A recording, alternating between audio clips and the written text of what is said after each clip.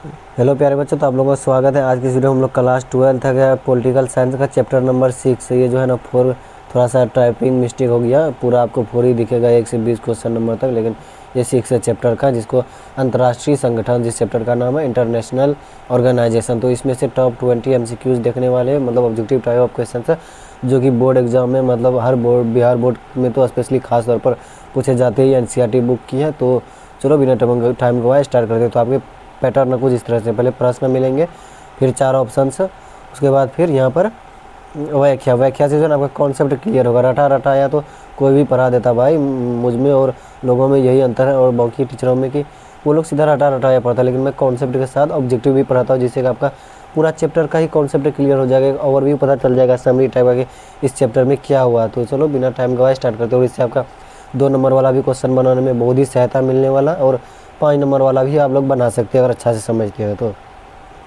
प्रश्न 1, संयुक्त राष्ट्र संघ, जिसको UNO बोलते हैं, की स्थापना कब हुई थी? तो भाई इसकी स्थापना 1945 ईस्वी में हुई थी। हम जो है ना ऑप्शन को इग्नोर करते हुए चलेंगे, जिससे कि टाइम बचे, लेकिन आप लोगों को ऑप्शन से देखना। मैं बार बार हर वीडियो में बोलता हूँ कि आप लोग को ऑप्शन से देखना, नहीं तो बोर्ड में पूछा जाएगा, आप लोग 4 ऑप्शन देखने के बाद कन्फ्यूज़ हो जाइएगा, इसलिए अब ये से ऑप्शन देखते हुए चलना है।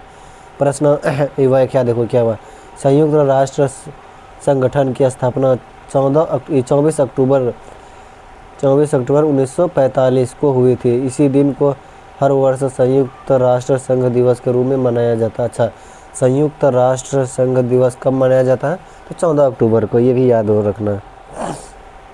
इसलिए ना बोला मैं, एक ऑब्जेक्टिव के साथ 2-3 ऑब्जेक्टिव कभी कभी कवर हो जाता है, इस तरह का मैं ये बनाता हूँ। हालांकि मेरा थोड़ा सा तबीयत ख़राब, इसलिए आवाज़ ख़राब जा रहा होगा, आप लोग मैनेज कर लेना वॉइस। ऐसा नहीं कि वॉइस ख़राब है तो वीडियो छोड़कर भाग जाता हूँ, वैसा कुछ बिल्कुल मत सोचना। प्रश्न 2, UNO का मुख्यालय कहाँ स्थित है? तो UNO का मुख्यालय जो है कि UNO बोले तो वही संयुक्त राष्ट्र संघ की स्थापना न्यूयॉर्क में, आप लोग यहाँ पर पढ़ सकते हैं, अमेरिका के न्यूयॉर्क शहर में स्थित है। प्रश्न 3, UNO की संस्थापक सदस्य देशों की संख्या कितनी थी? मतलब UNO के संस्थापक सदस्य देशों की संख्या कितनी थी? 51 थी। अब क्या option number C is the correct answer. 3 number प्रश्न है ना। 1945 में जब UNO की स्थापना हुई, तब इसमें 51 देश सदस्य थे, 51 देश सदस्य थे उस टाइम। प्रश्न 4, वर्तमान में UNO के सदस्य देशों की संख्या कितनी है? तो अभी कितना है? 193। देखो वर्तमान में कितना है, देखो वर्तमान में संयुक्त राष्ट्र संगठन की 193 सदस्य हैं, जबकि उस टाइम कितना था? जब स्थापना हुआ था मात्र 51 था, लेकिन अभी कितना हो गया? 193। सोचने वाली बात है। प्रश्न 5, संयुक्त राष्ट्र का उद्देश्य क्या है? तो संयुक्त राष्ट्र का उद्देश्य है विश्व शांति और सुरक्षा बनाए रखना, यही उद्देश्य है। आप लोग यहाँ पर इसका व्याख्या करो। UNO का मुख्य उद्देश्य विश्व में शांति, सुरक्षा और अंतर्राष्ट्रीय सहयोग को बढ़ावा देना था। मतलब बोला ना, इस तरह का प्रश्न का लेवल पूरा YouTube खंगाल कर देख लोगे, आपको नहीं मिलने वाला है। प्रश्न 6, UNO का महासचिव कितने वर्षों के लिए चुना जाता है? तो आपके सही उत्तर हो जाएंगे 5 वर्षों के लिए चुना जाता है। और देखो UNO का महासचिव 5 वर्षों के लिए चुना जाता है, और इसे एक बार पुनः चुना जा सकता है। प्रश्न 7, संयुक्त राष्ट्र के पहले महासचिव कौन थे? तो संयुक्त राष्ट्र के पहले महासचिव जो थे कि ट्राइग्वी थी, ट्राइग्वी, जो कि नॉर्वे की थी। 1946 से लेकर 1952 तक UNO के पहले महासचिव रहे। मतलब मैं सिर्फ ऑब्जेक्टिव नहीं रटा था भाई, मैं तो व्याख्या के साथ कॉन्सेप्ट समझाता हूँ, ताकि आप लोगों को याद करने में कोई दिक्कत ना हो। वर्तमान मतलब 2025 तक संयुक्त राष्ट्र महासचिव कौन है? तो आपके सही उत्तर हो जाएंगे, कौन है? ये Antonio Guterres. B option number is the correct answer, है ना। पुर्तगाल के एंटोनियो गुटेरेस 2017 से संयुक्त राष्ट्र के महासचिव हैं अभी तक। प्रश्न 9, सुरक्षा परिषद, जिसको UN सिक्योरिटी काउंसिल बोलते हैं, में कुल कितने सदस्य होते हैं? तो आपके सही उत्तर हो जाएंगे 15 सदस्य होते हैं, जिसमें से कि 5 अस्थायी होते हैं और 10 अस्थायी होते हैं। तो इस लेवल का यहाँ पर लिखा हुआ ना UNSC, वही हो गया UNSC सुरक्षा परिषद में 15 है, लेकिन 5 अस्थायी है और 10 अस्थाई है। बोले ना, इस लेवल का क्वेश्चन कहीं नहीं मिला, इसलिए अभी चैनल को सब्सक्राइब कर लो अगर अभी तक नहीं किए हो तो। प्रश्न 10, सुरक्षा परिषद के 5 अस्थाई सदस्य कौन कौन हैं? मतलब सुरक्षा परिषद के 5 अस्थाई सदस्य कौन कौन है, मतलब कौन कौन देश है। तो आप यहाँ पर आपके ऑप्शन से दिया हुआ, आपको हालांकि सभी ऑप्शन से देखना है, लेकिन इसमें वो सभी ऑप्शन से नहीं देखो तो तब भी चलेगा, सिर्फ थोड़ा सा याद कर लो, ये थोड़ा रटने वाला है। Option number B is the correct answer. America, रूस, ब्रिटेन, फ्रांस, चीन जो है कि अस्थाई सदस्य हैं सुरक्षा परिषद के, है ना।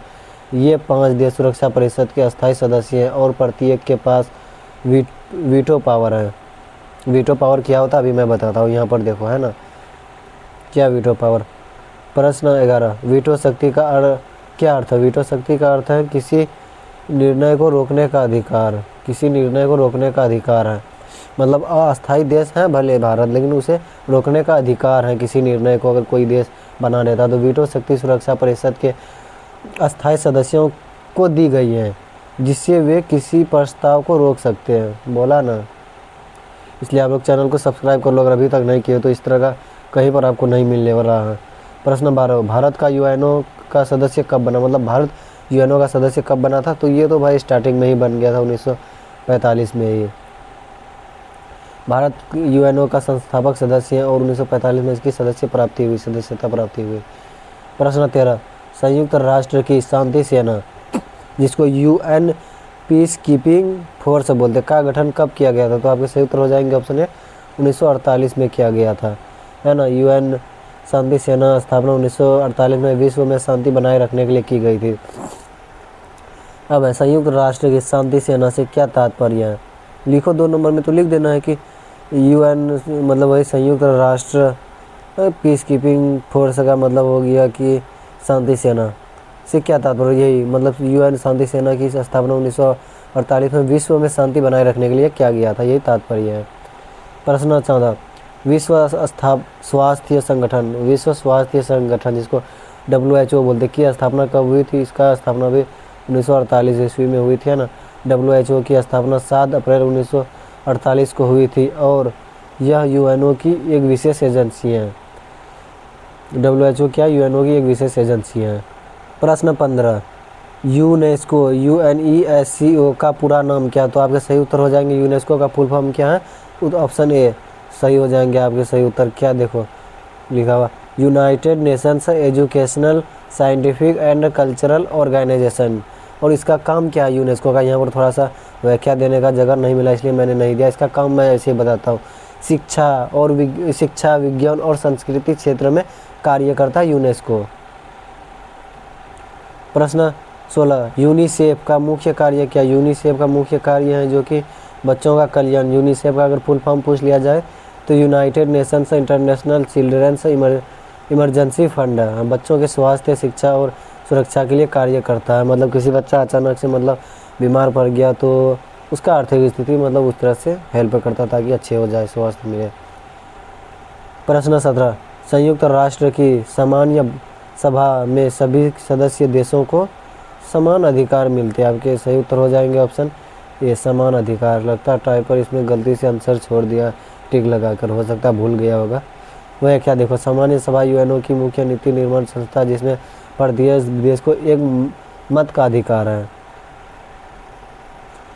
प्रश्न 18, संयुक्त राष्ट्र के आर्थिक और सामाजिक परिषद जिसको ECOSOC के सदस्य कितने होते हैं? मतलब कहते हैं आर्थिक और सामाजिक परिषद संयुक्त राष्ट्र के, तो टोटल 54 है, मतलब 54 है ना।